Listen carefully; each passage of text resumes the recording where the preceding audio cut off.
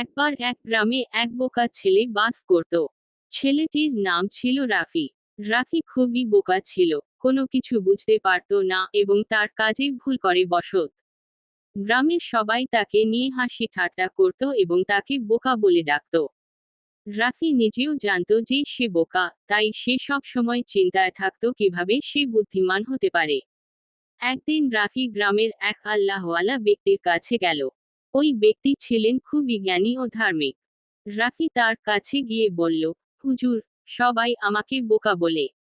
আমি কিভাবে বুদ্ধিমান হতে পারি?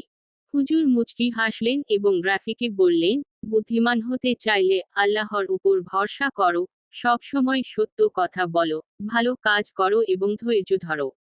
রাফি বলল, কিন্তু হুজুর, আমি তো কিছুই বুঝি না। কিভাবে ভালো কাজ করব?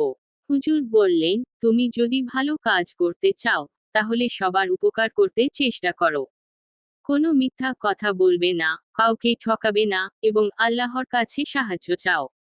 আল্লাহর উপর ভরসা রাখলে এবং তার আদেশ মানলে, তিনি তোমাকে বুদ্ধি ও জ্ঞান দান করবেন। রাফি হুজুরের কথা শুনে নিজেকে পরিবর্তন করতে শুরু করলো। সে চেষ্টা করলো সত্য বলতে, ভালো কাজ করতে, এবং আল্লাহর কাছে দোয়া করতে। ধীরে ধীরে সে নিজের মধ্যে পরিবর্তন দেখতে পেল। গ্রামের লোকজনও তার পরিবর্তন দেখে অবাক হয়ে গেল। কিছুদিন পর রাফি গ্রামের মধ্যে সবচেয়ে সম্মানিত একজন হয়ে উঠল। এখন কেউ তাকে আর বোকা বলে না, বরং সবাই তাকে বুদ্ধিমান ও ধার্মিক বলে সম্মান করে। এই গল্প থেকে শেখার বিষয় হলো, কোনো মানুষই জন্মগতভাবে বোকা বা বুদ্ধিমান নয়।